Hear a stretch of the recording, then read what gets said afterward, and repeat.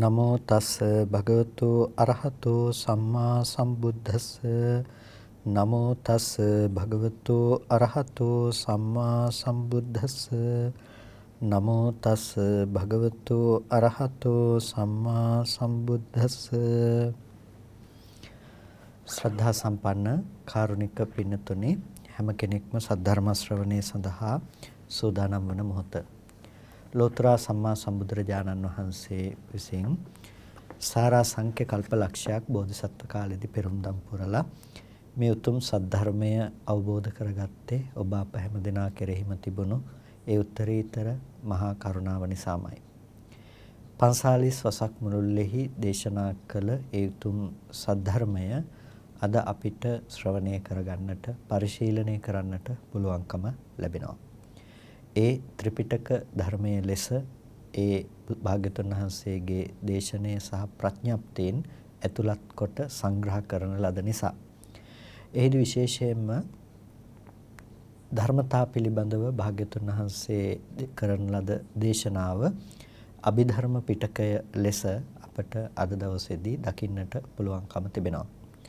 ඒ අභිධර්ම පිටකයේහි විග්‍රහ වන මාතෘකා ධර්ම කියන්නේ මාතිකා පිළිබඳවයි මේ මාතිකා වැඩසටහන ඔස්සේ අප හඳුනා ගන්නට යෙදෙන්නේ. මාතෘකා පිළිබඳව අප අවධානය යොමු කරනකොට මාතෘකා ධර්මයන් පිළිබඳව අපි හඳුනා ගන්නකොට ඒ තික මාතිකා සහ දුක මාතිකා කියලා මාතෘකා ද්විත්වයක් පිළිබඳව අපි විශේෂයෙන් තේරුම් ගත්තා. තික මාතිකා කියලා කියන්නේ යම් මාතෘකා තුනක එකතුවක්. යම් මාතෘකා තුනක එක ගොඩක් හැටියට තික මාතිකා දැක්වෙන්නේ. ඒ වගේම දුක මාතිකා කියලා කියන්නේ මාතෘකා දෙකක එකතුවක් වෙන විදිහට.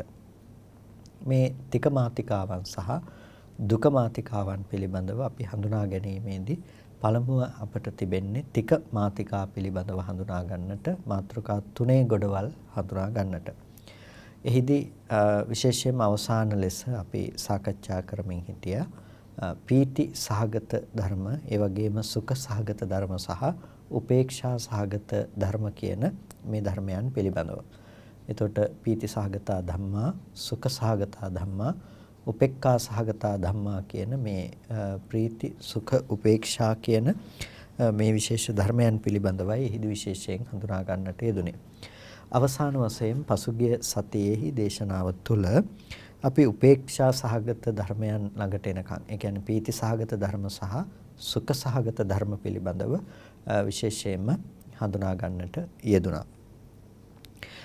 උපේක්ඛා සහගත ධම්මා. එතකොට කතමේ ධම්මා උපේක්ඛා සහගතා. කවර ධර්මයෝද උපේක්ෂා සහගත ධර්ම කියලා කියන්නේ? කවර ධර්මයෝද උපේක්ෂා සහගත ධර්ම කියලා කියන්නේ? එතකොට මොනවාද මේ උපේක්ෂා සහගත? උපේක්ෂාව කියලා කියන්නේ මධ්‍යස්ථ වේදනාවක්. උපේක්ෂා සහගතයි කියලා කියන්නේ මධ්‍යස්ථ වේදනාවක්. ඒ කියන්නේ මදහත් වේදනාව කියලා කියනවා. මේකම හඳුන්වනවා අදුක්ඛම අසුඛ වේදනා කියලා. අදුක්ඛම කියලා කියන්නේ දුක නැති, අසුඛ කියලා කියනවා සැපය නැති. එතකොට මේ මජ්ජත්තික වේදනාව කියලාත් කියනවා. මධ්‍යස්ථ වූ වේදනාව තමයි උපේක්ෂා වේදනාව කියලා කියන්නේ. එතකොට මේ උපේක්ෂා සහගත වේදනාව කියලා කියන්නේ මොනවද? නැතිනම් කතමේ ධම්මා උපේක්ඛා සහගතා. කවර ධර්මයෝද උපේක්ෂා සහගත වෙන්නේ? කවර ධර්මයෝද උපේක්ෂා සහගත වෙන්නේ? කියන්නේ උපේක්ෂාව පිළිබඳව නෙමෙයි, කවර ධර්මයෝ උපේක්ෂා සහගතද? උපේක්ෂාවත් එක්ක තියනවද? ඒකට උපේක්ෂා සහගත වන ඒ ධර්ම පිළිබඳවයි අපි මෙතනදී හඳුනාගන්නේ. කියන්නේ යම් ධර්ම කොටාසයක් එක්ක උපේක්ෂාව තියෙනවා නම් උපේක්ෂාවත් එක්ක සහගත වුණ ඒ ටික ගැනයි මේ කතා කරන්නේ. එතකොට එතනදී නික්ෂේප කාණ්ඩය තුලදී පැහැදිලි කරනවා උපේක්ඛා භූමියං උපේක්ෂා භූමියේහි කාමාවචරේ රූපාවචරේ අරූපාවචරේ අපරියාපන්නේ කාමාවචර රූපාවචර අරූපාවචර අපරියාපන්න කියන මේ භූමි හතරෙහිම උපේක්ඛං තපෙත්වා උපේක්ෂාව අතහැරලා තං සම්පයුක්තෝ ඒහා සම්ප්‍රයුක්ත වුණ, ඒ කියන්නේ එකත් එක්ක එකට යෙදිලා තියෙන වේදනාවක්, සංඥාවක්, සංස්කාරයක් විඥානයක් තිබෙනවා නම් ඒ ස්කන්ධ ධර්මයක් පවතිනවා නම් ඉමේ ධම්මා උපේක්ඛා සහගත. මේ ධර්ම තමයි උපේක්ෂා සහගතයි කියලා කියන්නේ. එතකොට ඇයි උපේක්ෂා සහගතයි කියලා කියන්නේ? උපේක්ෂාවත් එක්ක එකට තියෙනවා. උපේක්ෂාවත් එක්ක එකට තියෙනවා. දැන් මේ කියන්නේ දැන් නිමල් එක්ක ඉන්න නිමල්ගේ ගෙදර අය කවුද කිව්වහම නිමල් නොවන ගෙදර ඉන්න අනිත් අය පිළිබඳව අපි හඳුනා ගන්නවා. එතකොට නිමල් එක්ක ඉන්න අයට නිමල් අයිති නැහැ. අන්න ඒ වගේ තමයි උපේක්ෂා සහගත ධර්මයෝ මොනවද කියලා අහනකොට නැතිනම් කවර ධර්මයෝ උපේක්ෂා සහගතද කියලා අහනකොට එතනදී හඳුන්වනු ලබන්නේ අර නිමල් නොවන තැන කතා කළා වගේ උපේක්ෂාව නොවන උපේක්ෂාව අතහැරලා උපේක්ෂාවත් එක්ක එකට තියෙන අනිත් දේවල් ටික අනිත් ධර්ම ටික තමයි අපි හඳුනාගන්නේ. උපේක්ඛා භූමියං. ඒකට උපේක්ඛා භූමිය කියලා කියන්නේ උපේක්ෂා සහිත භූමිය. උපේක්ෂාව පවත්නා තැන. එතකොට මේ උපේක්ෂාව පවතින තැන් කීයක් තියෙනවද? කාමාවචරයේත් උපේක්ෂාව යෙදෙනවා. රූපාවචර භූමියේදීත් උපේක්ෂා සහගත ධර්ම තියෙනවා. අරූපාවචර භූමියේදීත් උපේක්ෂා සහගත ධර්ම තියෙනවා. අපරියාපන්න භූමියෙහිත් උපේක්ෂා සහගත ධර්ම තියෙනවා. එන උපේක්ෂා සහගත භූමිය මේ හතර භූමියෙහිම උපේක්ෂා සහගත භාවය අපට දකින්නට පුළුවන්. එතකොට මේ භූමි හතරෙහිම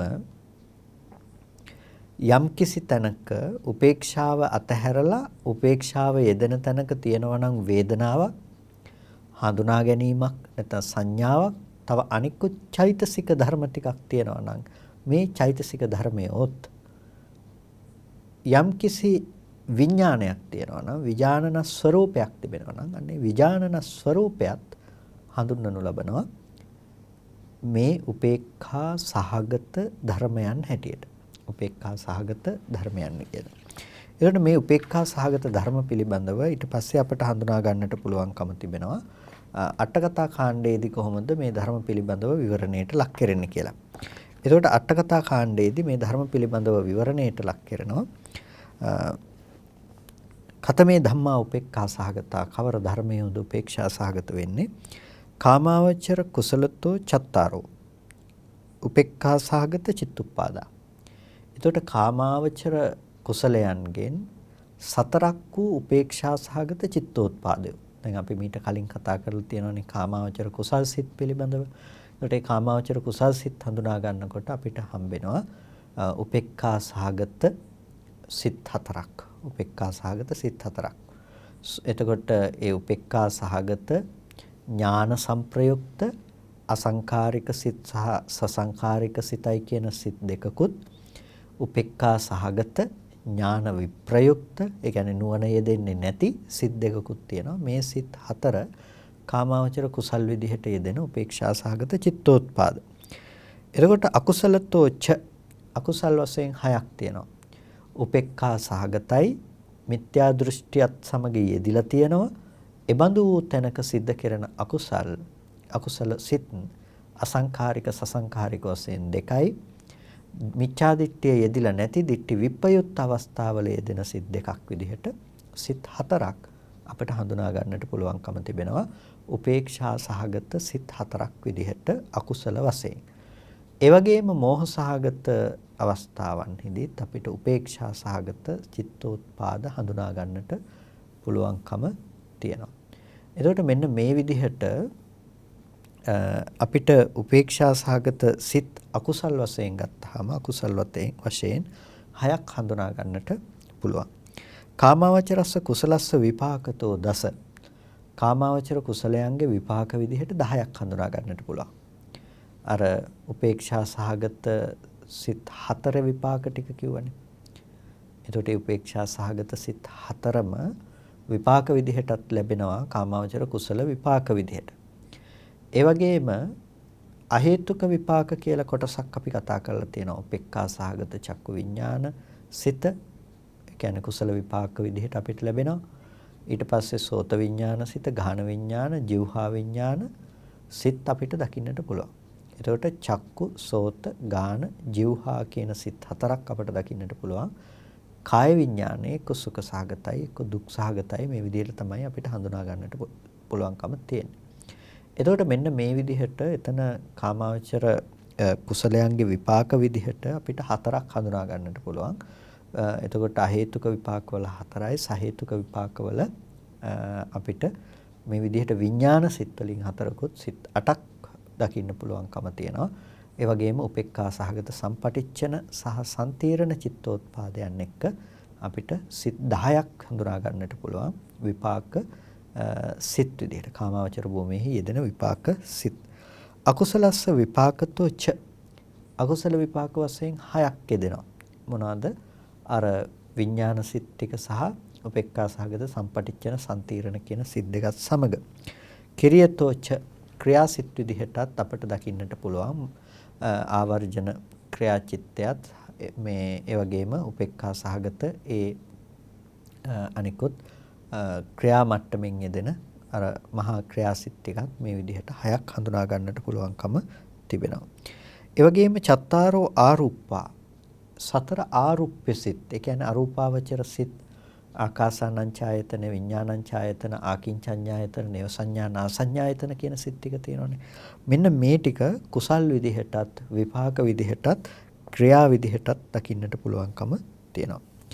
ඒ වගේම ලෝකෝත්තරං චතුත්ථ ධානං ලෝකෝත්තර චතුත්ථ ධානසිත තියෙනවා.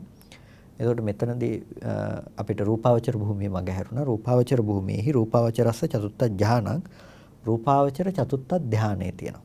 රූපාවචර චතුත්ථ ධානයේ කුසලතෝච විපාකතෝච කිරියතෝච කුසල විපාක ක්‍රියා වශයෙන් රූපාවචර චතුත්ථ ධානයේ තියෙනවා. දැන් උපේක්ෂා ඒකාග්‍රතාවයේ තමයි චතුත්ථ ධානයේහි යෙදෙන්නේ. චතුක්ක ණයෙන් ගත්තාම හතරවෙනි ධානයේ උපේක්ෂාව කියන දේ. එතකොට එතන තෘතිය ධානයේදී සුඛයත් පවතිනවා. චතුත්ථ ධානයට යනකොට සුඛය සංසිඳීම නිසා ඒ සුඛය සහ දෝමනස්සාදී නොපැවැත්ම නිසා උපේක්ඛා සති පාරිශුද්ධං කියලා කියනවා. උපේක්ෂාදීන් පාරිශුද්ධත්වයටපත් වූ නිසා.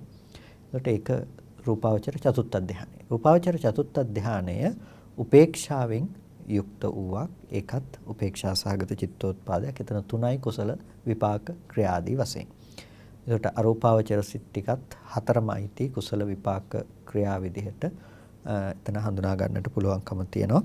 ඒ වගේම ලෝකෝත්තර චතුත්ථ ධානයත් කුසල විපාක වශයෙන් හඳුනා ගන්නට පුළුවන්. ලෝකෝත්තර චතුත්ථ ධානය.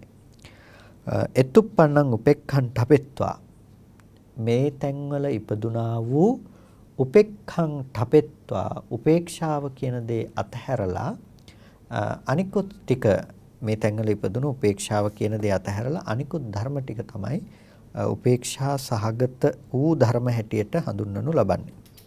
එතකොට මේ පිළිබඳව අපි විශේෂයෙන් විග්‍රහ වශයෙන් තවදුරටත් විශ්ලේෂණය කරගන්නකොට අපට දකින්න පුළුවන්කම තියෙනවා. මෙතන ප්‍රධාන වශයෙන් සිත් 55කුත් ඒ වගේම චෛතසික ධර්ම 46කුත් අපට හඳුනා ගන්නට පුළුවන්කම තිබෙනවා. එතකොට මේ ස්කන්ධ වශයෙන් අපි බෙදා දැක්කොත් එහෙම මේ උපේක්ෂා සහගත ධර්මයෝ ස්කන්ධ වශයෙන් 4කට බෙදා දක්වනවා. වේදනාව වේදනා ස්කන්ධයටත් මේ සිත්වල යෙදෙන, සංඥාව සංඥා ස්කන්ධයටත්, ඒ වගේම අනිකුත් යෙදෙන චෛතසික ධර්ම ටික 44 යෙදෙනවා සංස්කාර ස්කන්ධය හැටියට. ඒ වගේම විඥානස්කන්ධය විඥානයේ හැටියට ඒ උපේක්ෂා සාගත සිත් ඔක්කොම ගත්තාම සංඛ්‍යාව විදිහට 55ක් දකින්න පුළුවන්. මේ සිත් 55ම ඇතුළත් වෙනවා උපේක්ෂා සහගත ධර්ම විදිහට. උපේක්ෂා සහගත ධර්ම මේ විදිහට ස්කන්ධ වශයෙන් 4 ආකාරයකට අපිට දකින්න පුළුවන්කම තියෙනවා. ආයතන විදිහට ගත්තොත් අපට මෙතනදී හඳුනා ගන්නට පුළුවන්කම තියෙනවා. දැන් යම් කිසි දෙයකින් චෛතසික ධර්ම ටිකක් තියෙනවා නම් ඒ ඔක්කොම ධම්මායතනයට අයිති වෙනවා. සිත් ටික ඔක්කොම මන ආයතනයට අයිති වෙනවා. එතකොට මේ දෙකනේ අපට හඳුනා ගන්නට පුළුවන්කම තියෙන නිසා ආයතන විදිහට ගත්තොත් ආකාර දෙකකට බෙදන්නට පුළුවන්කම තියෙනවා. ඊට පස්සේ ධාතු විදිහට ගත්තොත් චක්කු විඥාන ධාතු, සෝත විඥාන ධාතු අර විපාක සිත් ටික තියෙනවනේ. නිසා ධාතු වශයෙන් ගත්තාම අපිට ආකාර 7කට හඳුනා ගන්නට පුළුවන්. චක්කු, සෝත, ගාන, ජීවහා කියන මේ ටිකත් ඒ වගේම ධාතු වශයෙන් ගත්තාම මනෝ ධාතු සහ ධම්ම ධාතු විදිහටත්, මනෝ විඥාන ධාතු විදිහටත්, ඒ යෙදෙන අවස්ථාවන් මේ ටික ඇතුළත හඳුනා ගන්නට පුළුවන්. ඒ වගේම සත්‍ය වශයෙන් ගත්තොත් එහෙම ඒ චතුරාර්ය සත්‍ය ධර්ම විදිහට අපි මේක විස්තර කර ගැනීමේදී සත්‍ය තුනක් අපිට දකින්න පුළුවන්. මේ සිත්වල සියලු දුක්ඛ සත්‍යයත්, ලෝභය සමුදය සත්‍යයටත්, ඒ වගේම මාර්ග චිත්තෝත්පාදයන් ටික මාර්ග සත්‍ය හැටියටත් හඳුනා ගන්නට පුළුවන්කම තියෙනවා. එතකොට මෙන්න මේ විදිහට සත්‍ය වශයෙන් ගත්තාම, චතුරාර්ය සත්‍ය ධර්මයේ විදිහට ගත්තාම මේ උපේක්ෂා සහගත ධර්ම සත්‍ය තුනක් ලෙස අපට සංග්‍රහ කරන්නට පුළුවන්කම තියෙනවා. මෙන්න මේ ආදී ලෙස අපිට උපේක්ෂාව පිළිබඳව විවරණය කරගන්නට, උපේක්ෂාව පිළිබඳව අර්ථය ගන්නට පුළුවන්කම තිබෙනවා. එතකොට දැන් අපි පසුගිය දේශනාව තුළදී හඳුනාගත්තා ප්‍රීතිසහගත ධර්ම කියන්නේ මොනවද? එතකොට ප්‍රීතිය අතහැරලා ප්‍රීතිසහගත චිත්තෝත්පාදයන් යෙදෙන අවස්ථාවන් හඳුනා ගන්නට යෙදුණා. සුඛය කියන්නේ මොකද්ද කියන එක හඳුනාගත්තා. සැපය කියන්නේ මොකද්ද කියලා ඒකල සුඛ සහගත ධර්ම පිළිබඳව හඳුනා ගන්නට යෙදුණා. දැන් මෙතනදී අපි උපේක්ෂාව පිළිබඳව යම් මට්ටමකට හඳුනාගෙන උපේක්ෂා සහගත ධර්ම කියන්නේ මොනවද කියලායි මේ විශේෂයෙන් හඳුනා ගන්නට යෙදුනේ. ඊට පස්සේ තවදුරටත් විග්‍රහ කොට දක්වනවා මේකෙදි බොහොම වැදගත් කාරණාවක්. ඒ තමයි පීති න පීති සහගතා. ප්‍රීතිය ප්‍රීති සහගතයි කියන්නේ නෑ. ප්‍රීතිය ප්‍රීතියත් එක්ක තියනවා කියන්නේ නෑ. සුඛ සහගතා. ප්‍රීතියට සුඛ සහගතයි කියන්නට පුළුවන්. ප්‍රීතියට පීති සහගතයි කියන්න බෑ. ප්‍රීතිය තියෙන තැනක සැපේ තියෙනවා වුණාට. ඒ නිසා ප්‍රීතිය සුඛ සහගත ධර්මයක්. ප්‍රීතිය සුඛ සහගතයි. උපේක්ඛා සහගතා. ප්‍රීතිය යම් තැනක තියෙනවා නම් එතන උපේක්ෂාව නැහැ. උපේක්ෂාව නැහැ. නිසා න උපේක්ඛා සහගතයි. නිසා පීති න පීති සහගතා. ප්‍රීතිය ප්‍රීති සහගත නැහැ. සුඛ සහගතයි. න උපේක්ඛා සහගතයි. ඒක උපේක්ෂා සහගත වෙන්නේ නැහැ. සුඛං න සුඛ සහගතං. සුඛය සුඛ සහගත නැහැ. සුඛය සුඛ සහගත නැහැ. අර නිමල්ගේ කතාව වගේ තමයි. සුඛය සුඛ සහගත නැහැ.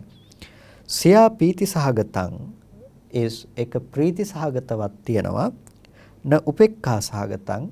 උපේක්ෂා සහගතව නැහැ. එතකොට සුඛය සුඛ සහගත නැහැ. ඒක ප්‍රීති සහගතයි. උපේක්ෂා සහගත නැහැ. සියාන වත්තබ්බම් පීති සහගතන්ති. ඇතැම් අවස්ථාවකදී ප්‍රීති සහගත නෙවෙයි කියලා කියන්නටත් පුළුවන්කම තියෙනවා. ඊට පස්සේ ද්වේ දෝමනස්ස සහගත චිත්තුප්පාදා. දැන් මේ කුලකයට ඇතුළත් නොවන, මේ දේවල් වලට ඇතුළත් නොවන දේවලුත් තියෙනවා. මොනවාද? දැන් පීති සහගත ධර්ම, සුඛ සහගත ධර්ම, උපේක්ෂා සහගත ධර්මනේ කතා කළේ.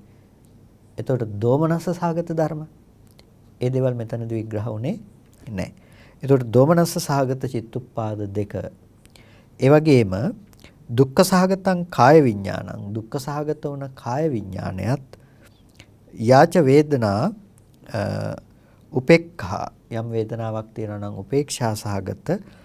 රූපංච නිබ්බානංච. රූප සහ නිර්වාණයත් ඉමේ ධම්මාන වත්තබ්බා පීති සහගතාපි. මේ ධර්මයෝ නොකිය යුතුයි ප්‍රීති සහගතයි කියලාවත්, ඒ වගේම සුඛ සහගතාපි සුඛ සහගතයි කියලාවත්, ඒ වගේම උපේක්ඛා සහගතාපි උපේක්ෂා සහගතයි කියලාවත් නොකිය යුතුයි. එතකොට නිර්වාණය කියන එකත් ප්‍රීති සහගත ධර්මයක් විදිහටවත්, ඒ වගේම සුඛ සහගත ධර්මයක් විදිහටවත්, උපේක්ෂා සහගත ධර්මයක් විදිහටවත් කියන්නේ නැහැ. දැන් බලන්න මේ ධර්ම විදිහට මේ දේවල් විශ්ලේෂණය කරගන්නකොට නිර්වාණය කියන දේ සුඛ සහගත ධර්මයක් විදිහට විශ්ලේෂණය කරන්නේ නැහැ. ඒක සුඛ සහගත වෙනවා නම් ඒක සංකත වෙනවා. ඒ නිසා නිර්වාණ ධාතුව විශ්ලේෂණයක් කරන්නේ නැහැ කිසිම ආකාරයකින් සුඛ සහගතයි කියන තැනකින්වත්. ඒ වගේම උපේක්ෂා සහගතයි කියලා කියනකොට යම් තැනක උපේක්ෂාවක් පවතිනවා නම්, යම් තැනක උපේක්ෂාවක් පවතිනවා නම් මේ උපේක්ෂාව ඒ කියන්නේ අනුසය සහිත වූවක් කොට සහ අනුසය රහිත වූවක් කොට යෙදෙන තැන් තියෙනවා. උපේක්ෂාව අනුසය සහිත වූවක් ලෙසත් තියෙනවා, අනුසය රහිත වූවක් ලෙසත් අපිට දකින්න පුළුවන්කම තියෙනවා. උපේක්ෂාව කොහොමද අනුසය රහිත වූවක් ලෙස තියෙන්නේ? උපේක්ෂානුසයෙන් අනුසය නොවන තැන් විදිහට අපිට දකින්න පුළුවන්කම තියෙන්නේ කොතනද? යම්කිසි අවස්ථාවක දැන් අර ලෝකෝත්තරාදී චිත්තයන්හි උපේක්ෂාව යෙදෙන්නේ නැති වෙනකොට ඒ උපේක්ෂාව අනුසේ නොයෙදෙන තැනක් හැටියට දක්වනවා. පර්යායෙන් ගත්තාම අර විපාකයට අයිති විපාක සංතේතයට අයිති චිත්තෝත්පාදේනොත් උපේක්ෂාව කියන තැන යෙදෙන අවිද්‍යා අනුසයෙන් අනුසේ නොවන තැනක් හැටියට අපිට හඳුනා ගන්නට පුළුවන්කම තියෙනවා. සාමාන්‍යයෙන් සැප වේදනාවෙහි රාගානුසය අනුසය වෙනවා, දුක් වේදනාවෙහි පටිඝානුසය අනුසය වෙනවා, උපේක්ෂා වේදනාවෙහි අවිජ්ජානුසයෙන් අනුසය වෙනවා. ඒ විදිහටනේ අනුසය වීම තියෙන්නේ. එතකොට අපිට එතන විශේෂයෙන්ම සලකා බලනකොට අපිට දකින්න පුළුවන්කම තියෙනවා ලෝකෝත්තර සිත් අනුසය වෙන්නේ නැහැ. ඒ සිත්වල අවිද්‍යානුසය දෙන්නේ නැහැ. ඊට පස්සේ පරයයන් ගත්තාම විපාක චිත්තෝත්පාදයන්හි ක්‍රියා චිත්තෝත්පාදයන්හි මේ අනුසය දකින්නට පුළුවන් කමක් නැත්තේ නැහැ. හැබැයි කර්ම අවස්ථාවන්හිදී උපේක්ෂා සහගත දේවල් ඒ කියන්නේ දැන් කාමාවචර කුසල සිත්වල ඒ වගේම අකුසල චිත්තෝත්පාදයන්හි ඒ වගේම රූපාවචර කුසල සිත්වල අරූපාවචර කුසල සිත්වල ඒ දෙන උපේක්ෂා සහගත චිත්තෝත්පාදයන්හි මේ අවිද්‍යානුසයෙන් අනුසය වීම දකින්නට පුළුවන්කම තියෙනවා. ඒ නිසා යම් තැනක උපේක්ෂාව කියලා කිව්ව ගමන්ම උපේක්ෂාව කියලා කියන්නේ නිවනම නෙමෙයි. උපේක්ෂාව කියලා කිව්ව ගමන්ම උපේක්ෂාව කියලා කියන්නේ කුසලයක් නෙමෙයි. ඇතම් තැනක මේ උපේක්ෂාව කියන ධර්මයේම අකුසලයක් සමග අකුසල චෛතසිකත් එක්ක එකතු වුණාම ඒක අකුසල සහගත උපේක්ෂාවක්. උපේක්ෂාව කියන දේම කුසලයක් එක්ක යෙදෙනකොට ඒක කුසල සහගත උපේක්ෂාවක්. ඒ නිසා ඒක කුසල්ද අකුසල්ද කියන දේ විනිශ්චය කළ යුත්තේ ඒකත් එක්ක යෙදෙන අනිකුත් ධර්ම දිහා බැලීම තුලින්. ඒ වගේම තමයි අනුසය සහිත වූ උපේක්ෂාවක් තියෙනවා. අනුසය නොයෙදෙන්නා වූ උපේක්ෂාවක් තියෙනවා. ඒ නිසා මේ සානුසය සහ අනනුසය කියන මේ දේත් මේකත් එක්ක අපි තේරුම් ගැනීම ඊටාම වැදගත් දෙයක් හැටියට දකින්නට පුළුවන්කම තියෙනවා. එතකොට මේ තමයි පීති සහගත ධර්ම, සුඛ සහගත ධර්ම සහ උපේක්ඛා සහගත ධර්ම කියලා අපිට හඳුනා ගන්නට පුළුවන්කම තියෙන දේවල්. ඊට පස්සේ අපිට ඊළඟ ත්‍රිකය හඳුනා ගන්නට පුළුවන්කම තියෙනවා. මොකක්ද ඊළඟ ත්‍රිකය? දස්සනේන පහතබ්බා ධම්මා භාවනාය පහතබ්බා ධම්මා නේව දස්සනේන න භාවනාය පහතබ්බා ධම්මා. දර්ශනයෙන් පහ කළ යුතු ධර්මයෝ භාවනාවෙන් පහ කළ යුතු ධර්මයෝ නේව දස්සනේන න භාවනාය පහතබ්බා ධම්මා කියලා කියනවා. දර්ශනේනුත් නොවන භාවනාවෙනුත් නොවන පහ කළ යුතු ධර්මයෝ. දර්ශනයෙන් පහ කළ යුතු ධර්මයෝ භාවනාවෙන් පහ කළ යුතු ධර්මයෝ දර්ශනයෙන්වත් භාවනාවෙන්වත් ප්‍රහාණය කරන්නට ඕන කමක් නැති ධර්මයෝ අපිට මෙතනදී හඳුනා ගන්නට පුළුවන්. මේ තමයි මාතෘකා තුන. මොනවාද? පළවෙනි එක දර්ශනයෙන් ප්‍රහාණය කළ යුතුයි, දෙවෙනි එක භාවනාවෙන් ප්‍රහාණය කළ යුතුයි, තුන්වෙනි එක දර්ශනයෙන්වත් භාවනාවෙන්වත් ප්‍රහාණය නොකළ යුතු ධර්මයෝ කියලා මේ මාතෘකා තුන හඳුනා ගන්නට පුළුවන්කම තියෙනවා. එතකොට මේ කවර ධර්මයෝද අපි දර්ශනයෙන් ප්‍රහාණය කළ යුතු ධර්ම බවට පත් වෙන්නේ? මොනවාද අපි දර්ශනයෙන් ප්‍රහාණය කළ යුත්තේ? තීනි සංයෝජනානි. දර්ශනයෙන් ප්‍රහාණය කළ යුත්තේ සංයෝජන ධර්ම තුනයි. මොනවාද? සක්කාය දිට්ඨි, විචිකිච්ඡා, සීලබ්බත පරාමාසෝ. මේ තමයි දර්ශනයෙන් පහ කළ යුතු සංයෝජන හැටියට දක්වන්නේ. එතකොට මේක අටකථා කාණ්ඩයේදී විග්‍රහ කොට දක්වනවා. චත්තාරෝ දිට්ඨිගත සම්පයුක්ත චිත්තුප්පාදා. සතර දිට්ඨිගත සංප්‍රයුක්ත වූ චිත්තෝත්පාදය.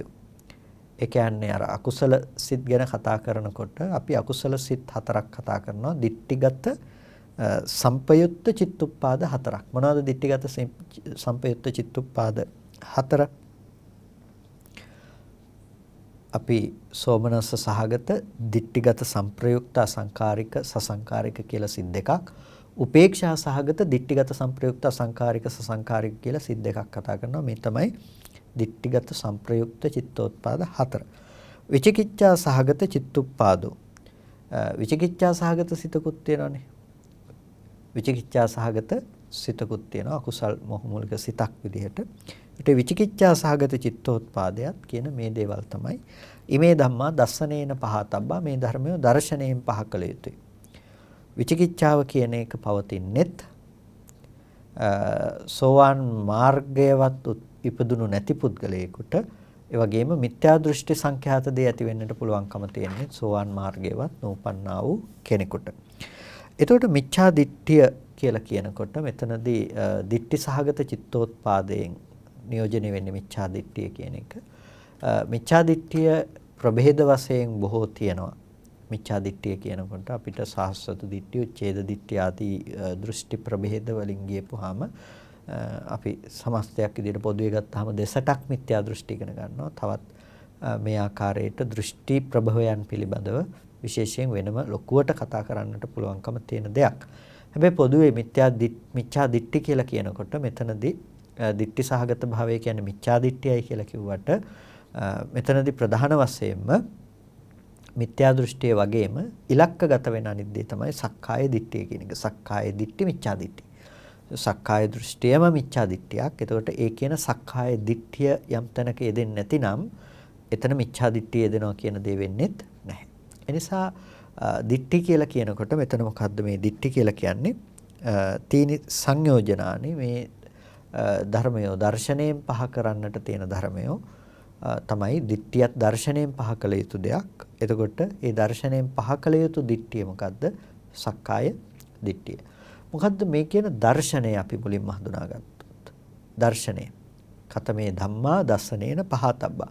කවර ධර්මයෝ දර්ශනයෙන් ප්‍රහාණය කළ යුතුද? දර්ශනය කියලා කියන්නේ දැකීම. දැකීම. දර්ශනය කියලා කියන්නේ දැකීම. එතකොට දර්ශනය කියලා මෙතනදී හඳුන්වන්නේ සෝතාපන්න මාර්ග දර්ශනය කියන එක. සෝතාපන්න මාර්ග දර්ශනයක හරියට මේ අඳුරේ ඉන්න අතපත ගන්න මිනිස්සෙකුට විදුලියක් කෙටුවා වගේ කියලා කියනවා. විදුලි එළියක් වගේ කියලා. විදුලි ආලෝකයක් වැටෙනකොට මේ මිනිස්සයා තමන්ගේ අවට අතපත ගන්න තැන්වල තියෙන දේ ඇත්තටම දකින්න යථාර්ථයක් විදිහට. යථාර්ථයක් විදිහට ඒ මිනිස්සයා ඒක තමන් අඳුරේ අතපත ගා ඉන්නකොට විදුලියක් කෙටුවට පස්සේ තමන් වටේට ඉදිරියේ තියෙන දේවල් හරියට දැනගන්නවා. හැබැයි දැනගත්තට අර විදුලි ආලෝකය පත් වෙලාම තියෙන්නේ නැහනේ. ඒක නැති වෙලා යනවා. ඒක නැති වෙලා ගියාට අර මිනිස්සයා දැකපු දේ නැති වෙන්නේ. ඒක ප්‍රත්‍යක්ෂ අවබෝධයක් විදිහට ඔහු සතුව තිබෙනවා. ඒ වගේ තමයි සෝතාපන්න මාර්ග දර්ශනය තුළ පළමුවතාවට නිර්වාණය කියන දේ අවබෝධ කරනවා. නිවන් දකින්න කොටින්ම කියනවා. පළවෙනි වතාවට නිවන දකින්න. සෝවාන් ආර්යයන් වහන්සේ දකින්න නිවන, සකුදාගාමි ආර්යයන් වහන්සේ දකින්න නිවනත්, අනාගාමි ආර්යයන් වහන්සේ රහතන් වහන්සේ දකින්න නිවනත්, බුදුරජාණන් වහන්සේ අවබෝධ කළ නිවනත් නානත්වයක් නැහැ.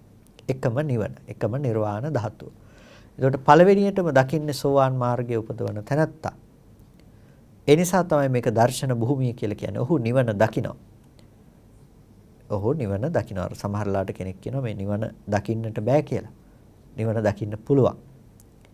නිවන දකින්න පුළුවන් කියලා කියන්නේ ඇස් කිව්වහම මාංශ චක්ෂුෂය විතරක් නෙමෙයි නැහැ කියලා කියන්නේ. දිබ්බ චක්කු තියෙනවා, පඤ්ඤා චක්කු තියෙනවා. පඤ්ඤා චක්ෂුෂයෙන් දකින්න පුළුවන්. ඒකට මේ කියන්නේ මාර්ග චිත්තෝත්පාදයෙන් දකින්න ප්‍රඥා චක්ෂුෂයක් ගැන. ප්‍රඥා ඇසක් පිළිබඳව මේෙන් දකින්න පුළුවන්. නිවන කියලා කියන්නේ ප්‍රඥා චක්ෂුෂයෙන් දකින්න දෙයක්. තව විදිහකින් කියනවා නිවන අවබෝධ කිරීම කියලා අපි කියනවා. අවබෝධ කිරීමයි දැකීමයි එකම අර්ථයේ දෙන්නේ ප්‍රඥා ඇසින් දැකීමක් නිසා. එතකොට මේ දර්ශනය කියලා කියන්නේ එතකොට සෝවාන් මාර්ග දර්ශනය කියන එක. ඒ අනුව තමයි ඵලය කියන දේ विद्यमान වෙන්නේ ප්‍රත්‍යක්ෂ අවබෝධය. එතකොට අර අඳුරේ අතපත ගන්න කෙනෙක් වගේ ප්‍රතඥ භූමිය තුල රැඳී ඉන්න පුද්ගලයෙක් නොයේ කර්මණු වල තමන්ගේ සිත දුවමින් ඒ අරමුණු ඇසුරු කරගෙන සක්කාය දිට්ඨිය තවදුරටත් පෝෂණය කරගනිමින් වාසය කරපු කෙනෙක් එයින් මිදීම පිණිස වෑයම් කරලා ලෝකේහි පවත්නා යථා ස්වභාවය පිළිබඳව අනිත්‍ය දුක්ඛ අනාත්ම ආදී වශයෙන් පුනපුනා පෙන්වා දීම තුල එයාට පෙරපසු නැතුව යම් සිතක උපදවන්නට පුළුවන්කම තියෙන යථාර්ථය ප්‍රතිවේද කරන මට්ටම. ඒක තමයි යා උපදවන දර්ශනය. යාට ඒක පෙරපසු නැතුව දකින්න පුළුවන්කම ලැබෙනවා. හරියට අර අඳුරේ ඉන්න කෙනෙකුට විදුලි ආලෝකයක් ආවා වගේ විදුලි ආලෝකය ආවට පස්සේ යා තමන් වටේට තියෙන දේවල් දකිනවා. හැබැයි දැකලා එතනින් එතන ඊට පස්සේ ඒක නැති වෙලා යනවා. ආලෝකය නැති වෙලා යනවා. ඒ වගේ සෝවාන් ආරයන් වහන්සේට අර ලැබුණු ඒ සිත ඒ වෙලාවේ නිරුද්ධ වෙන්න පුළුවන්. ඊට පසු අවස්ථාවන් වල නිරුද්ධ වෙන්න පුළුවන්. ආවර්ජනා කළොත් ආපහු උපදවන්න පුළුවන්කම තියෙනවලු සිතක් විදිහට. හැබැයි අර ලබාගත් අවබෝධයේ ප්‍රහාණය කරපු කෙලෙස් ධර්මයන් ආය උපදින්නේ නැහැ. දැන් අඳුරක ඉන්න කෙනෙක් හිතාගෙන හිටියානම් මං ඉස්සරහා මේ වගේ දේවල් තියෙන්නේ මේ වගේ අවස්ථාවනුයි තියෙන්නේ කියලා හිතාගෙන හිටන එකපාර විදුලි එළියක් ආවහම එයා දකිනවා මේ මම හිතපු දේවල් නෙමෙයි තියෙන්නේ මේකේ ඇත්තටම ඇත්ත මේකනේ කියලා. දැන් විදුලි එළිය නැති වෙලා යයි. හැබැයි විදුලි එළිය නැති වෙලා ගියාට එයා ලබාගත් අවබෝධය නැති වෙන්නේ නැහැ. එයා ලබාගත් අවබෝධය නැති වෙන්නේ. අවබෝධ ඥානය ප්‍රත්‍යක්ෂ ඥානයක් විදිහට ඔහු සතුව තියෙනවා. අවබෝධ ඥානය ප්‍රත්‍යක්ෂ අවබෝධයක් විදිහට ඔහු සතුව තියෙනවා. ඒ වගේ අර විදුලි එළියේ කතාව වගේ සෝතාපන්න ඵලයටපත් වුණ කෙනෙකුගේ අවබෝධය කොයි වෙලාවකවත් ප්‍රත්‍යක්ෂ අවබෝධය එතනින් පල්ලෙහාට වැටෙන්නේ නැහැ. ඒ නිසා ඵලයටපත් වූ පුද්ගලයෙක් පරිහානියටපත් වෙන්නේ නැහැ කියලා කියනවා. හැබැයි යාට කාම සංඥා ඇති වෙන්නේ නැද්ද? පටිඝ සංඥා ඇති වෙන්නේ නැද්ද? යාට කාම සංඥා ඇති වෙන්න පුළුවන්, පටිඝ සංඥා ඇති වෙන්න පුළුවන්, අපායগামী නොවන අකුසල් එයාටින් සිද්ධ කරන්න පුළුවන්. එතකොට අර එළිය නැති වෙලා ගියා කිව්වේ නිසා. ආපහු ඊට පස්සේ සිත් උපදිනකොට යා සාමාන්‍ය කාම භූමියේ කාමාවචර සිත් යාට කරන්න උපදවන්න පුළුවන්කම තියෙන කුසල් කරනවා, අකුසල් කරනවා. හැබැයි එක සීමාවක් ඇතුළත. එක සීමාවක් ඇතුළත. ඇයි? එයා තමන්ගේ හිත රළු මට්ටමට පත් කරන දේවල් සමුච්ඡේද වශයෙන් ප්‍රහාණයට පත් කරලා තියෙනවා. ඒකේ පළවෙනි එක තමයි සක්කාය දිට්ඨිය. ඒකේ පළවෙනි එක තමයි සක්කාය දිට්ඨිය. එතකොට සක්කාය දිට්ඨිය කියලා කියන්නේ සක්කාය කියලා කියනවා පංච උපාදානස්කන්ධයට. සක්කාය කියලා කියනවා පංච උපාදානස්කන්ධයට. බුදුරජාණන් වහන්සේ දේශනා කරනවා සක්කාය සක්කාය කියන කොතකින්ද සක්කාය කියන්නේ කියලා අහනකොට මේ පංච උපාදානස්කන්ධයට තමයි සක්කාය කියලා කියන්නේ. පංච උපාදානස්කන්ධ ධර්මයේ පිළිබඳව යම් කෙනෙකුට දෘෂ්ටියක් තිබෙනවා නම් ඒ දෘෂ්ටිය තමයි දකින විදිහක් තියෙනවා නම් ඒ දැකීම තමයි සක්කාය දිට්ඨිය ලෙස නිර්වචනය කරන්නේ. සක්කාය දිට්ඨිය ලෙස හඳුන්වනු ලබන්නේ. එතකොට කොහොමද මේ පිළිබඳව විග්‍රහ කොට දක්වන්නේ? ඉද බික්ඛවේ අසුතවා පුතුජ්ජනෝ මහන්නේ මේ ලෝකේ ධර්මයේ පිළිබඳව අහලා නැති යම් අසෘතවත් පුතජ්ජනෙක් ඉන්නවා නම් ඒ අසෘතවත් පුතජ්ජනය අරියාණං අදස්සාවේ ආර්යයන් දකින්නේ නැතිකම නිසා අරියාණං අදස්සාවේ ආර්ය ධම්මස්ස අකෝවිදෝ ආර්ය ධර්මයේහි අකෝවිද නිසා දක්ෂ නැති නිසා ආර්ය ධම්මස්ස අවිනීතෝ ආර්ය ධර්මයේහි ආර්ය ධම්මේ අවිනීතෝ ආර්ය ධර්මයේහි අවිනීත නිසා සත්පුරුෂය දකින්න නැති නිසා සත්පුරුෂ ධර්මය අහන්න නැති නිසා සත්පුරුෂ ධර්මයේහි හික්මෙන්නේ නැති නිසා ඒකේනා රූපං අත්තතෝ සමනුපස්සති රූපය ආත්මයක් කොට සමනුපස්සනා කරනවා මානසිකාරයේ පවත්වනවා දකිනවා රූපය ආත්මයක් කොට දකිනවා ඒ කියන්නේ මේ පවත්නා වූ රූපය ආත්මයක් කියලා කල්පනා කරනවා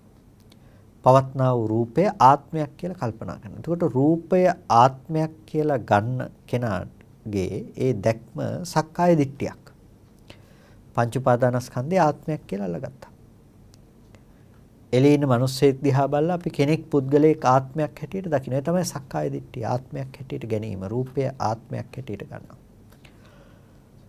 අපිට බාහිර රූපේ ආත්ම සංඥා පේනවා. ආධ්‍යාත්මික රූපයත් ආත්ම සංඥාවන්ගෙන් පේනවා. මේ ඉන්නේ මම කියලාත් පේනවා. අර ඉන්නේ තව අය කියලාත් පේනවා. එතකොට අපිට මේ විදිහට ආත්ම සංඥාවන්ගේ ඇතිවීමක් තියෙනවා. කෙනෙක් හිතාගෙන ඉන්නවා මේ ආත්ම සංඥාව ඇතුළත රූපයම ආත්මයයි කියලා. මේ තියෙන රූපයම තමයි මම නම් වූ කෙනා ආත්මය. මෙයා තමයි විඳින්නේ, මෙයාට තමයි දැනෙන්නේ, මෙයා තමයි මේකත් එක්ක ජීවත් වෙන්නේ. මේ ඔක්කොම එකක් හැටියට හංගිනවා, කල්පනා කරනවා, දැනෙනවා. එතකොට රූපං අත්තතෝ සමනුපස්සති කියනවා වගේම වේදනං අත්තතෝ සමනුපස්සති කියලා කියනවා වේදනාවට ආත්ම වශයෙන් දකිනවා. ඒ කියන්නේ දැන් විඳින බවක් තියෙනවා නම් දැන් අපි පුද්ගලයා කියලා කියන්නේ මේ විඳින්නා වූ ස්වභාවය. ආත්මයම තමයි විඳින්නා වූ ස්වභාවය කියලා වැරදි විදිහට කල්පනා කරනවා. වේදනාව හේතු ප්‍රත්‍යයෙන් උපන් දෙයක් විදිහට දකින්නේ වේදනාවම තමයි මම. මේ අරමුණු දකිනකොට මේ උපේක්ෂාව සැප දුක මේ දැනෙන්නේ මේ විඳින්නා වූ බව තමයි මම කියලා කියන්නේ. එයා විඳින බව පුද්ගලයෙක් හැටියට ආත්මයක් හැටියට කල්පනා කරනවා. සංඥාන් අත්තතෝ සමනුපස්සති සංඥාව ආත්මයක් හැටියට හිතනවා. සංඛාරං අත්තතෝ සමනුපස්සති සංස්කාරය ආත්මයක් හැටියට දකිනවා. විඥානං අත්තතෝ සමනුපස්සති විඥානය ආත්මයක් හැටියට දකිනවා. එතකොට රූප වේදනා සංඥා සංඛාර විඥාන කියන ස්කන්ධ පංචකයම ආත්මයක් හැටියට දකිනකොට ඒ පහට ඒ කොටස් පහට හඳුන්වනවා උච්ඡේද දෘෂ්ටිය කියලා. උච්ඡේද දෘෂ්ටිය. මේක මිත්‍යා දෘෂ්ටියක්. මේ මිත්‍යා දෘෂ්ටියම සක්කාය දිට්ඨියක්. ඇයි පංච උපාදානස්කන්ධය පිළිබඳව තමයි යාට ආත්මයක් කියන හැඟීම ආවේ. ඒ නිසා මේක සක්කාය දිට්ඨියක්. සක්කාය දිට්ඨිය උනාට මේක උච්ඡේද දිට්ඨියට අයිති. සිඳීම ගැන තියෙන දෘෂ්ටියකට අයිති. මතු විනාශයේ පිණිස පවත්නා දෘෂ්ටියකට අයිති. ඇයි? එයා කියනවා නම් මේ රූපය තමයි ආත්මය කියලා. යම් කිසි අවස්ථාවක මේ රූපය දිරලා විනාශයටපත් වෙනවා නම් ඒ කියන්නේ මේ ආත්මය දිරලා විනාශයටපත් වීම සිද්ධ වෙනවා. ආත්මය දිරලා විනාශයටපත් වීම සිද්ධ වෙනවා. එතකොට රූපයම ආත්මය වෙනකොට එයාට මතු උපතක් නැහැ.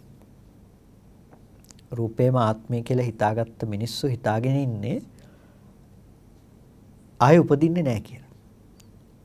ඒ ඉතින් මේ රූපේ නැති වෙනකොට මේ ආත්මය කියලා හිතාගත්ත එකත් නැති වෙලා යනවනේ. ඊට පස්සේ ආයෙ උපදින්න කෙනෙක් නැහැ කියලා කෙනෙක් හිතනවා. මේ තමයි හේතුඵල ධම පිළිබඳව නොදන්නා මෝඩකම. හේතුඵල ධර්මයේ පිළිබඳව අවබෝධ නොකරන්නා වූ මෝඩකම. ප්‍රත්‍ය සම්බන්ධතාවයේ පිළිබඳව දන්නේ නැතිකම. ආයතන ක්‍රියාකාරීත්වයේ පිළිබඳව තේරුම් ගන්නට බැරිකම. එහි ප්‍රතිඵලය තමයි රූපය ආත්මයක් හැටියට කල්පනා කරන කම. එතකොට ගොඩක් වෙලාවට අද ලෝකයේ භෞතිකවාදය අනුව යන අය මේ නියත මිත්‍යා දෘෂ්ටිය ඇසුරු කරන්නෝ බවට පත් වෙනවා. මේ සක්කාය දිට්ඨියෙන් මිදෙන්න බැරි මේක ඇසුරු කරන අය බවට පත් වෙනවා. එතකොට ඒ අය මෙතනින් මේක ඉවරයි මෙතනින් පස්සේ අය උපදිනවද නැද්ද කියන එකක් අදාළ නැහැ. ඒ නිසා හොඳ නරක කර්මවල විපාක නැහැ. හොඳින් ජීවත් වීම විතරයි තියෙන්නේ. එතකොට ඒ මත ගොඩ නැගුණු භෞතිකවාදයේ මත ගොඩ නැගුණු සමස්ත සමාජ පද්ධතියම කුසලයේ අකුසලයේ විනිශ්චය කිරීමේදී බොහෝ අර්බුදයක් තුළ වාසය කරනවා. විශාල අර්බුදයක් තුළ වාසය කරනවා. හරියට මේක විනිශ්චය කරගන්නට පුළුවන් කමක් ඒ අයට ඇත්තේ නැහැ. ඒකට හේතුව භෞතිකත්වයේ මත පමණක් කල්පනා කිරීම. ඒකට ආත්මය සජීවී බව කියලා ඒගොල්ලෝ හඳුනා ගන්න දේ මේකෙන් පස්සේ ඉවරයි. මේ ක්‍රියාකාරීත්වය කියන දේ. එතකොට මෙන්න මේ විදිහට රූපං අත්තතෝ සමනුපස්සති වේදනා සංඥා සංඛාර විඥාන කියන මේ දේවල් ආත්මය හැටියට හඟින්නා වූ කම කියනවා සක්කාය දිට්ඨියට අයිති නියත මිත්‍යා දෘෂ්ටියට වැටෙන උච්ඡේද දෘෂ්ටියටත් වැටෙන දෘෂ්ටියක් කියලා. මේක කෙලින්ම කෙනෙක්ව දුගතිගාමී කරන්නට හේතු වන බොහොම භයානක අකුසලයක්. ඒ වගේම උච්ඡේද දෘෂ්ටිය හැටියටත් මේක හඳුන්වන්නට පුළුවන්කම තියෙනවා. ඊට පස්සේ දෙවෙනි දේ තමයි රූපවන්තං වා අත්තානං සමනුපස්සති වේදනාවන්තං වා අත්තානං සමනුපස්සති සංඥාවන්තං වා අත්තානං සමනුපස්සති සංඛාරවන්තං වා අත්තානං සමනුපස්සති විඥානවන්තං වා අත්තානං සමනුපස්සති. මේ විදිහට පහක් තියෙනවා. රූපවන්තං වා අත්තානං සමනුපස්සති කියලා කියනවා මේ රූපය ආත්මවත් දෙයක්.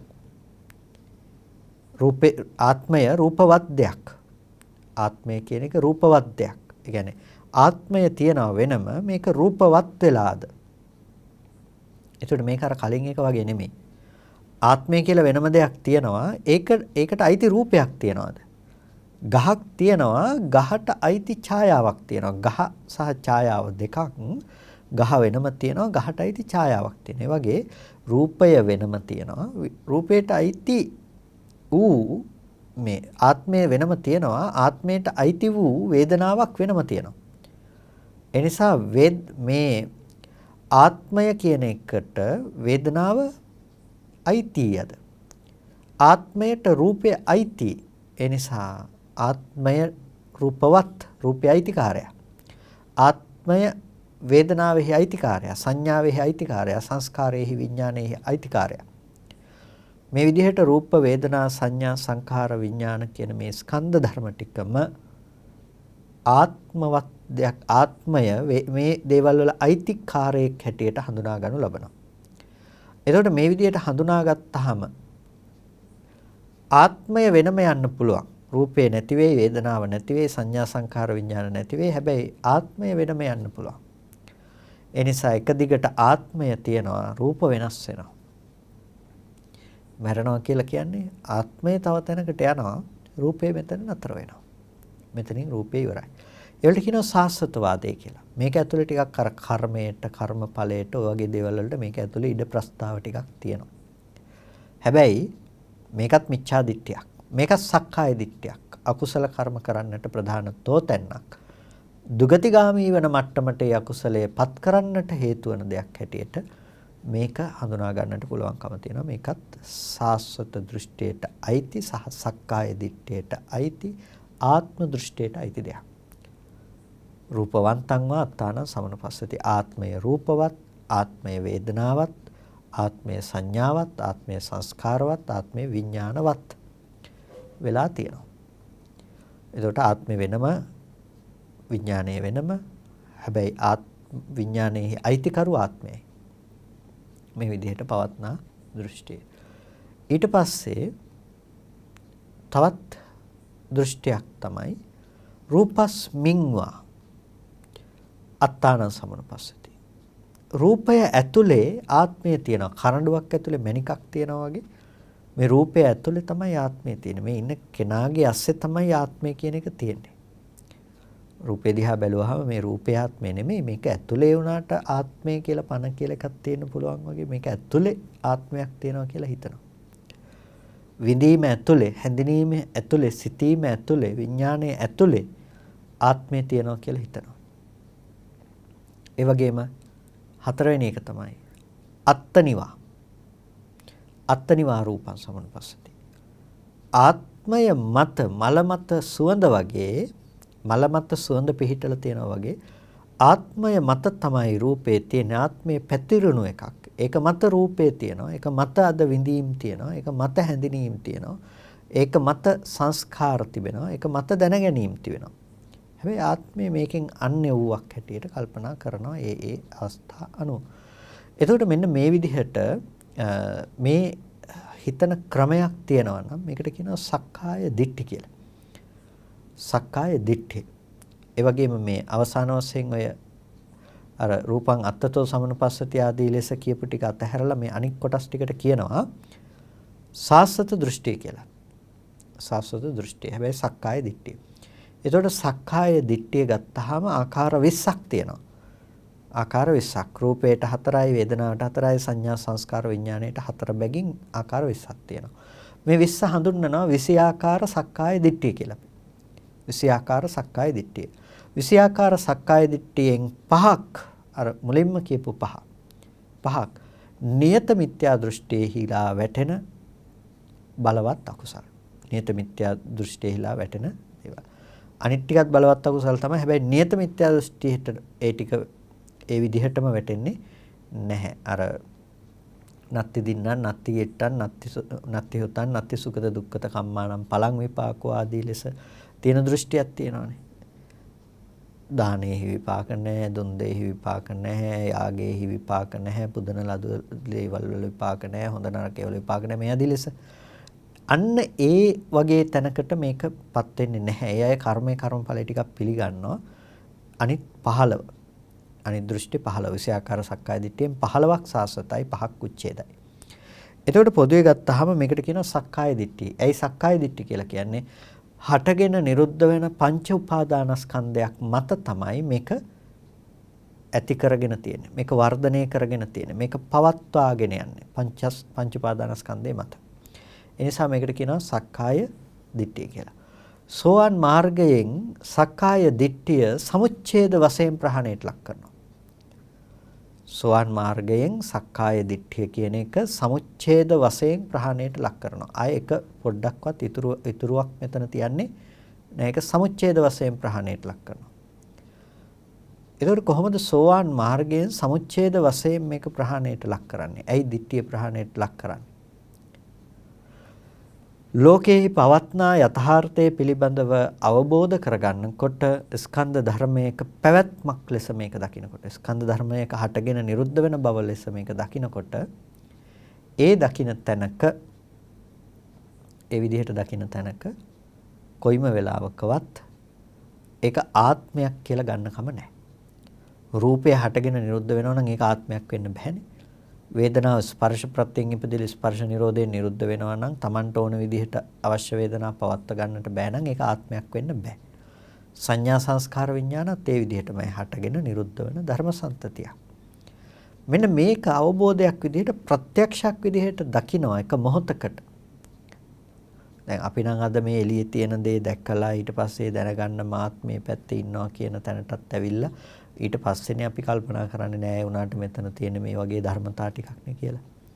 අන්න එහෙම මෙනෙහි කර කර ඉන්න කමක් එතන නෑ. පෙරපසු නැතුව දකින්න බවක් තියෙනවා.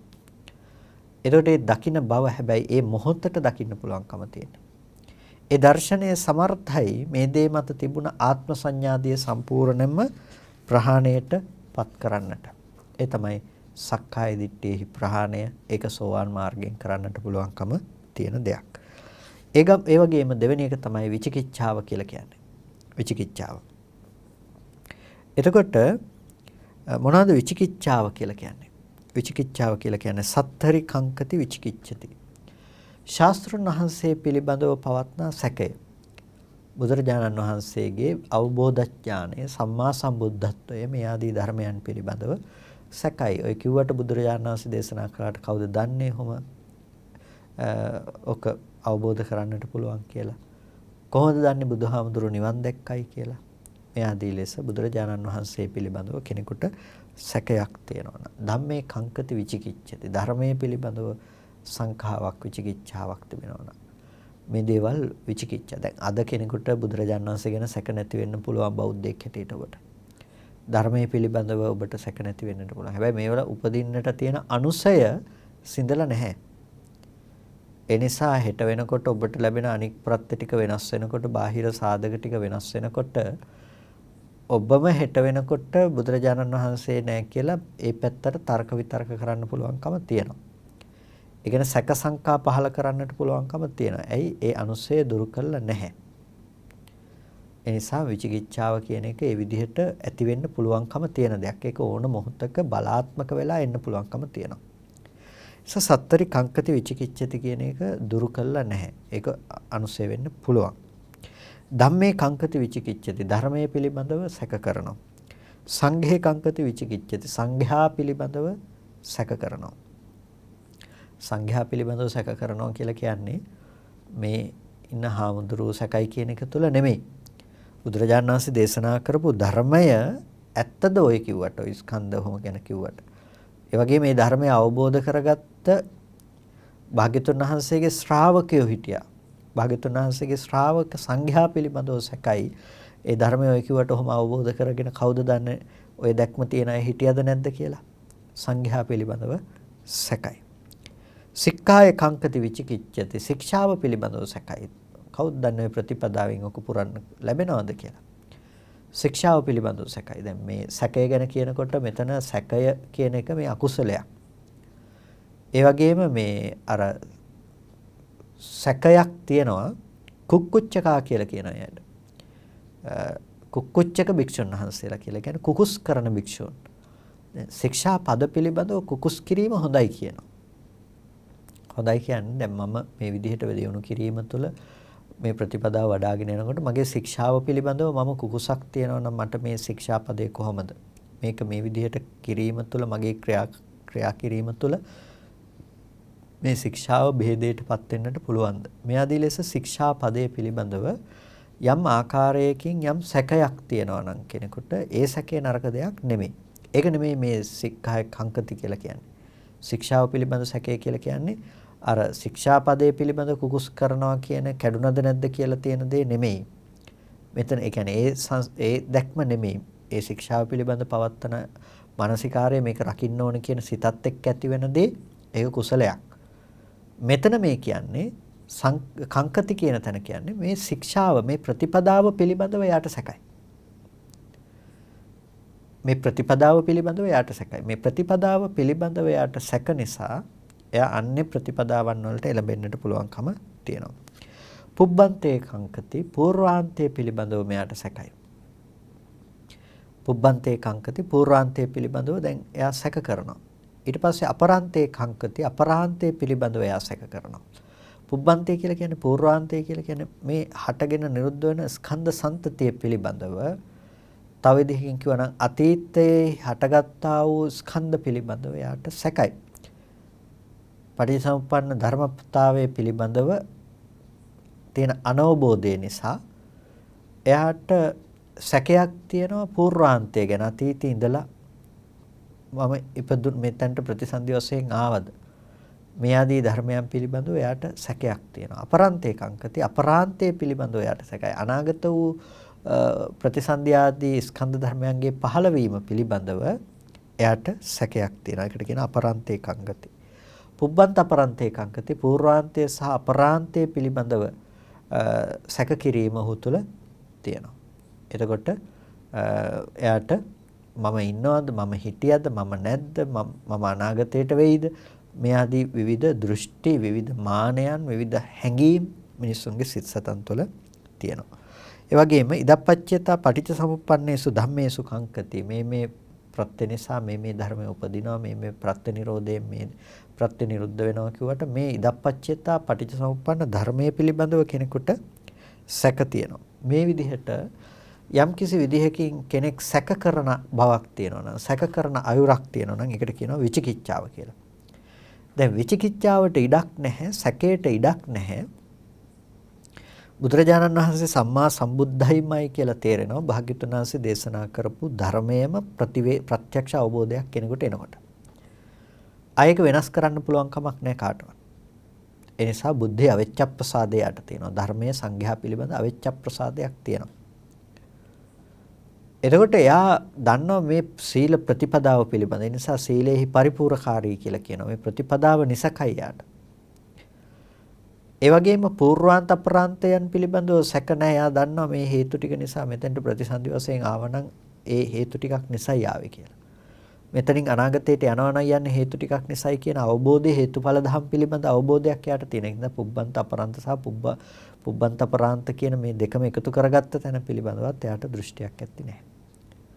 වර්තමාන ජීවිතය කියලා අපි යමක් ගන්නවා නම් මෙතන මේ ඉදප්පච්චේතා පටිච්චසමුප්පාදයක පැවැත්මක් කියන එක පිළිබඳව එයා හොඳටම අවබෝධ කරගෙන තියෙනවා. අවබෝධ ඥානය ප්‍රත්‍යක්ෂ වශයෙන් පවත්නාදී තියෙනවා. ඒ නිසා ඒ කෙනාට කොයිම වෙලාවකවත් විචිකිච්ඡාවට ඉඩක් නැහැ.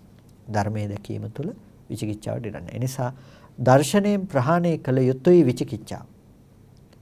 දර්ශනයෙන් ප්‍රහාණය කළ යුතුයි. දැන් අපි මේ විමසා බලන්නේ දර්ශනේන පහතබ්බානේ දර්ශනයෙන් ප්‍රහාණය කළ යුතු දෙන්නේ. දර්ශනයෙන් ප්‍රහාණය කළ යුත්තේ මොනවද? අර කියපු සක්කාය දිට්ඨිය දුරු කරන්නට ඕනේ. එතන තියෙන අනාත්ම ධර්මයේ ප්‍රතිවේද කිරීම තුළ දර්ශනය කිරීම තුළ මේ විචිකිච්ඡාව දුරු කරන්නට අවශ්‍යයි. එතන තියෙන යථාර්ථය අවබෝධ කිරීම තුලින්.